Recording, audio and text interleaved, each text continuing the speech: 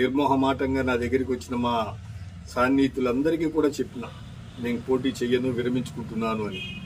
కానీ వాళ్ళందరి ఒత్తిడి మేరకు, అలాగే గౌరవ ప్రస్తుత పార్లమెంటు సభ్యులు శ్రీ మాగుంట శ్రీనివాసరెడ్డి గారి యొక్క ప్రేరణతోటి, ఆయన ఒత్తిడి మేరకు కూడా ఆ రోజు తెలుగుదేశం పార్టీలో పోటీ చేయడం జరిగింది.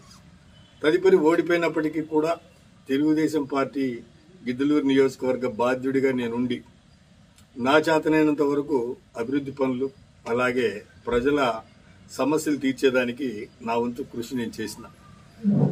కానీ తదుపరి తెలుగుదేశం పార్టీ 23 మంది శాసనసభ్యుల్ని వైఎస్ఆర్ కాంగ్రెస్ పార్టీ నుంచి కొనుగోలు చేసి చేర్చుకొని, అందులో కొందరికి మంత్రి పదవులు ఇచ్చి, దాన్ని నేను వ్యతిరేకించి అధికార పార్టీ అయిన తెలుగుదేశం పార్టీని విడనాడి నేను ఆ రోజే తెలుగుదేశం పార్టీకి రాజీనామా చేసి బయటకు వచ్చినప్పటికీ కూడా 2009లో ఏ రోజైతే మొదలు పెట్టినానో ఆ రాజకీయ ప్రయాణం అనేది, ఎమ్మెల్యేగా ఉన్నా ఉండకపోయినా, గెలిచినా ఓడినా, అలాగే ఏ పార్టీతో సంబంధం లేకుండా కూడా నేను ఆ నియోజకవర్గాన్ని కనిపెట్టుకొని 2018 డిసెంబర్ వరకు కూడా ఏ పార్టీ సభ్యుడిగా కాకుండా ఈ 23 మందిని పార్టీ ఫిరాయింపుల మీద వ్యతిరేకించి న్యాయ వ్యవస్థ చుట్టూ తిరిగి హైకోర్టు, సుప్రీంకోర్టు ఇన్ని విధాలు తిరిగి చేసిన.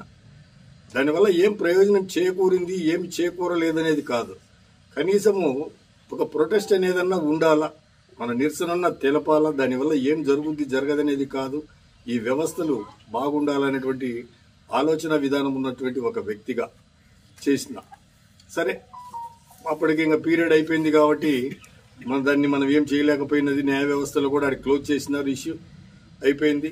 2018వ సంవత్సరంలో గౌరవ ముఖ్యమంత్రి వర్యులు వైఎస్ఆర్ కాంగ్రెస్ పార్టీ అధ్యక్షులు జగన్మోహన్ రెడ్డి గారి ఆశీస్సులతోటి జరిగే ఎన్నికల నుండి వైదొలుగుతున్నాడని చెప్పినాడు. కాబట్టి ఇప్పుడైనా అందరూ కలిసికట్టుగా ఉండి ఆ జగన్మోహన్ రెడ్డి గారు ఎవరిని ఆశీర్వదించి మన నియోజకవర్గానికి పోటీ చేయమని పంపించిన వారి యొక్క గెలుపు కోసం అందరూ ఇప్పటికైనా కలిసి కష్టపడి కృషి చేయండి. మీలో ఒకటిగా నేను కూడా ఒక కార్యకర్తగా మీతో పాటు నేను కూడా ఉంటా.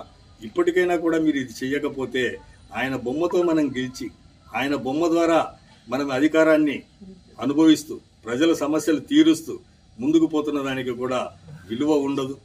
అది మన మనస్సాక్షి కూడా మనం సమాధానం చెప్పుకోవాలా.